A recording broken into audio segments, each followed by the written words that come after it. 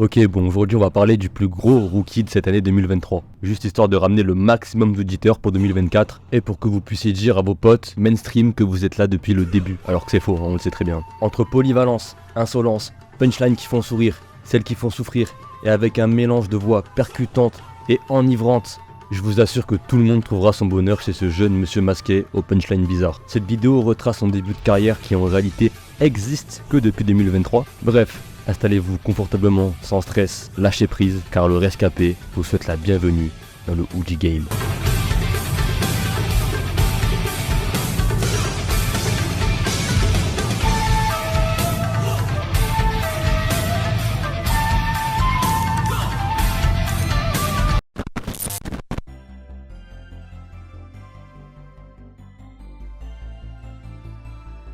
La grande question, c'est qui est Woody? À vrai dire, on sait peu de choses sur la personne en dessous du masque. Ni son âge, même si on sait quand même qu'il doit avoir environ le début de la vingtaine, ni son prénom, ni son origine ethnique. Est-ce que c'est un arabe, un noir ou un blanc?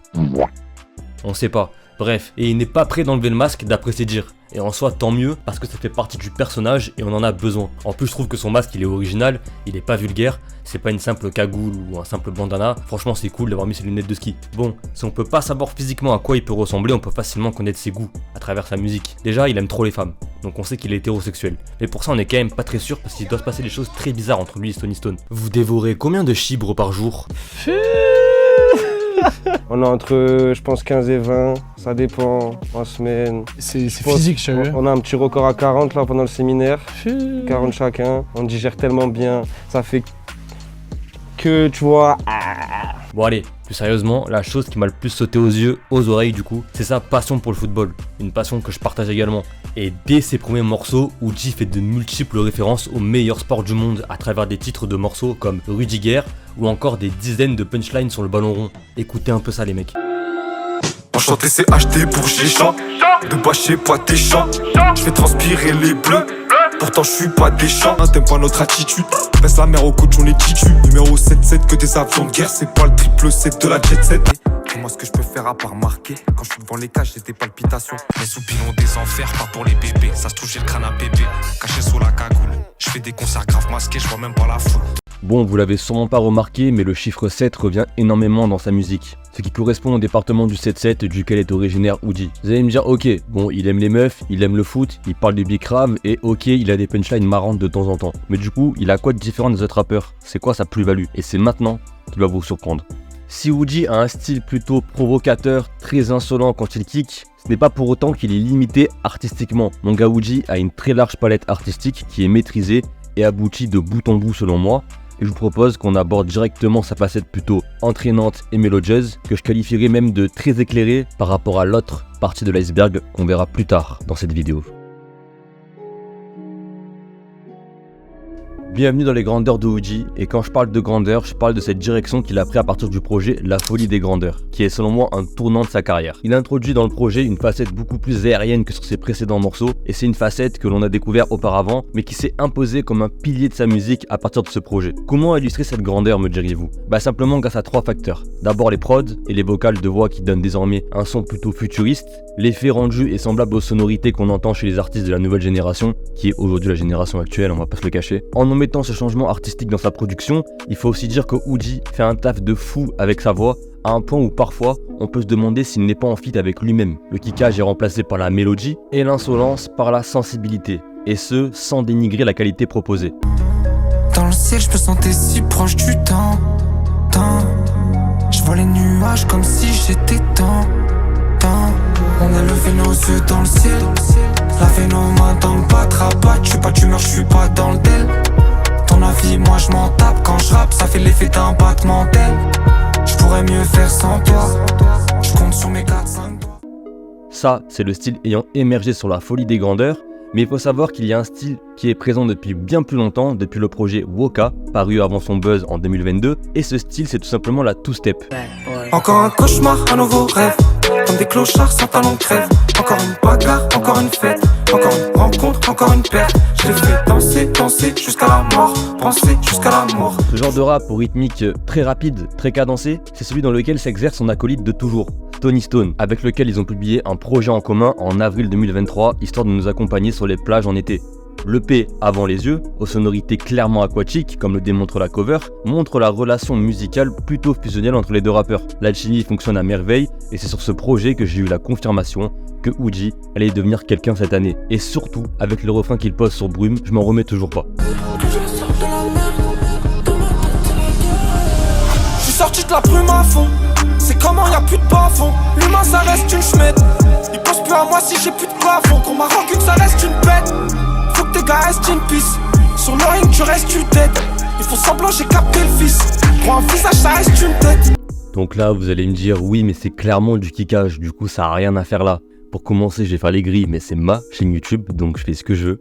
Et du coup, j'ai fait la décision d'être incohérent sur ce point-là, car j'estime que le projet en commun ne rentrait pas dans le prochain niveau, mais je tenais tout de même à en parler, car c'est un EP que j'ai particulièrement aimé grâce à l'alchimie des deux rappeurs. Bon, est-ce que vous êtes prêts pour le niveau suivant?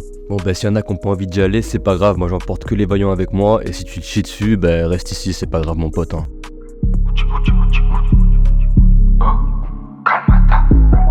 Enchanté c'est acheté pour le projet. Je suis capitaine comme crochet. Un de la musique c'est trop cher. À cause de la promo je suis fauché. Là je suis fâché mais calmata. La stup c'était tôt le matin. Je suis trop un bonhomme j'ai plein de madame. Faut du cardio pour être matin. Présence vocale, assurance et brutalité, voilà comment je résumerai cette facette de Uji. C'est cette facette-là avec laquelle le rappeur originaire du 7-7 a débuté sa carrière, en débutant par une série de freestyle nommée FPH, et qui signifie « Faites percer Uji », il s'introduit dans le milieu du rap d'une manière quelque peu basique, quelque peu banale. Ce que je veux dire par là, c'est qu'on arrive à cerner qu'il sait rapper, mais c'est quelque chose de vraiment redondant, et honnêtement, ce qui lui a donné de la visibilité à ce moment-là, c'est vraiment le visuel qu'il apporte à sa musique. Tenez, regardez un peu les différentes covers de ses premiers morceaux. Elles sont toujours très obscures, je dirais même étouffantes et toujours accompagnées de ce flou pour créer un mystère autour du personnage, jusqu'au projet Woka, dont on a parlé tout à l'heure dans la deuxième partie, et qui apporte quelques rayons de soleil à sa discographie et démystifie en quelque sorte le personnage, mais rend sa musique encore plus intrigante, car encore plus diversifiée finalement. Et pour être franc, à part quelques sons, c'est à partir du projet La Bête qu'il a réussi à me séduire sur ce terrain-là, et notamment avec l'intro ténébreux que j'ai vraiment kiffé, et qui, je vais pas me casser la tête, est vraiment ténébreuse. Sous la verge j'ai pas de manteau. Dans ma tête y'a des jeans, en bas du tard y'a plein de fantômes. Je suis sur place Vendôme, comme les vendeurs de C. Avant de parler faut réfléchir et ça le menteur le sait. Tu rappes dans le ventre c'est, à des fois faut laisser. Je suis pas méchant mais en temps de guerre mon pote il faut blesser. À ce moment là je trouve Uji plus juste dans ses placements, plus imprévisible, mais j'ai encore un problème au niveau des prods que je trouve pas forcément sensationnelles. Elles sont cool mais sans plus quoi. Elles font le taf mais je suis pas enchanté. Et c'est à partir de musique grosse quantité que la tarte arrive dans mes oreilles. Enchanté c'est Uji, Moji, quand je dis que je suis le meilleur, je suis objectif. Mode Fantoji, Caspen Tucci, Uji, tire de projectiles, pourquoi même chill? Je suis qu'un homme en pâte, l'échelle il faut pas me lécher la bite. Y'a des projets qui arrivent en balle, faut te mettre à la page, faut que t'écoutes Uji. Musique grosse quantité, au studio j'ai trop cheaté. Je suis grave chaud, je fais des blagues, Uji c'est trop cheaté. Ça va être très simple. Pour moi, ce son c'est top 3 de la carrière de Uji et c'est pas troisième. Vraiment, c'est un son que je trouve beaucoup trop sous-coté. Personne n'en parle. C'est un des sons les moins streamés du projet et je comprends pas. Que quand j'écoute ce son, je sens que Uji a l'envie de se créer une place dans ce game, tu vois. Il a envie de venir tout casser avec son insolence, sa provocation. Il a envie d'être là. Tout ça avec la prod qui est alarmante, urgente. On sent qu'il y a une pression qui est installée et en fait c'est tout ce que j'attends d'Uji. C'est ce mélange entre justement le premier thème que j'ai parlé des grandeurs de Uji avec sa voix un petit peu modifiée où il pousse sa voix et ce côté encore terre à terre où il va kicker et tout ça assemblé avec une prod sensationnelle que je trouve vraiment incroyable. C'est exactement ce que j'attends d'Uji. C'est trouver un équilibre entre ces deux facettes de sa musique pour ne faire qu'une facette aboutie finalement. Et franchement je me suis fait une passe décisive parce que c'est une parfaite transition pour parler du dernier chapitre de cette vidéo dans lequel on va aborder le dernier projet de Uji et ce que j'attends de lui sur la suite de sa carrière.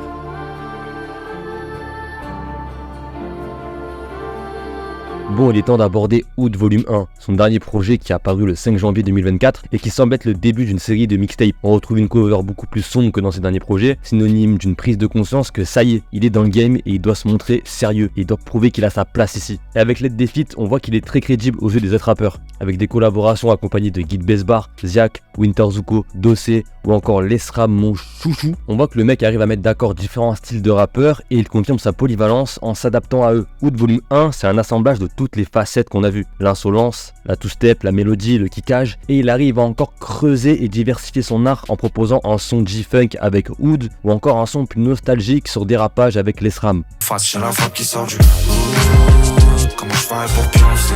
t'es pas défense dans ta chapelle. Les problèmes arrivent par centaines. C'est pas des bâtons, c'est des forêts qui m'ont mis dans les roues. La musique, je la sentais, petit, je me voyais déjà chanter. Je faisais des rêves en classe et je baroudais sur les routes. Et quand je vous parle du visuel de Woody, sur cette mixtape, le visuel il est à son apogée. Les clips sont juste magnifiques, entre les mises en scène, les jeux de lumière, l'histoire qui est racontée. En fait, t'es vraiment englouti dans la musique. Le mec prouve une nouvelle fois que sa compétence première, c'est la polyvalence. Et bien faite. C'est ça en fait, ce qui se contente pas d'être polyvalent. Il le fait bien. Maintenant, j'aimerais soulever une question qui m'interpelle chez Woody. C'est comment définir sa musique? C'est vrai, il est polyvalent, c'est cool, mais comment tu le présentes à quelqu'un qui connaît pas? Comment tu peux recommander ses morceaux à quelqu'un? En fait, c'est vraiment difficile de définir un axe dans lequel il est le plus fort. Difficile de décrire sa musique, ses particularités et ses sonorités. Mais en réalité, n'est-ce pas là ce qu'on attend de Woody? D'être imprévisible et de ne pas savoir à quoi s'attendre. De nous prendre un contre-pied et une claque en passant d'un son G-Funk à un son mélancolique à l'ancienne. Libre à vous d'en attendre ce que vous voulez. Mais moi, ce que j'aime dans sa musique, c'est le fait de pouvoir me prendre une claque à chaque son, et ce, dans chaque facette qu'il dévoile de son art. Et en fait, je crois que j'ai capté, ce mec c'est un putain de scientifique dans un laboratoire qui fait des expériences durant toute l'année. Et j'ai qu'une seule hâte finalement, c'est de voir les nouvelles potions qu'il va concocter durant toute sa carrière. Merci à tous d'avoir regardé la vidéo, j'espère qu'elle vous aura plu. J'ai passé beaucoup de temps et c'est vrai qu'en ce moment j'ai pas trop le temps de faire des vidéos comme vous l'avez vu. La dernière vidéo date il y a presque 6 mois, c'est énorme. C'est tout simplement parce que j'ai pas le temps, mais aussi parce que j'ai perdu goût au rap d'aujourd'hui. Donc je me pose des questions quant à l'avenir de la chaîne. J'ai toujours envie de parler de rap, mais j'aimerais m'exporter sur d'autres domaines, mais toujours dans la culture, toujours de notre génération. En fait, j'ai envie de parler de films, de séries, de musique, de jeux vidéo, de sport ou de culture en général, en fait, tout ce qui a marqué notre génération. Et en fait, j'ai envie de partager tout ça, j'ai envie de partager autre chose, vous faire découvrir autre chose, vous rappeler des souvenirs d'autres choses. Mais j'abandonnerai pas le rap, parce que j'apprécie quand même toujours ce qui se passe dans le rap. Juste que je l'aime moins qu'avant, et forcément quand t'aimes moins quelque chose, t'as moins envie d'en parler. Mais c'est pas la seule raison, comme je vous l'ai dit, c'est également parce que j'ai vraiment du temps limité depuis ces 6 derniers mois, donc je fais comme je peux. En attendant, j'espère que la vidéo vous aura plu. N'hésitez pas à liker, ça me donnerait vraiment beaucoup de force pour continuer à faire les vidéos. N'hésitez pas à laisser un petit commentaire sur ce que je viens de vous dire et sur la qualité de la vidéo en général. Et n'oubliez pas de vous abonner pour ceux qui sont pas encore abonnés, c'est ultra important pour moi, et je vous remercie pour ceux qui le feront. Allez, c'était le rescapé. Ciao ciao les mecs.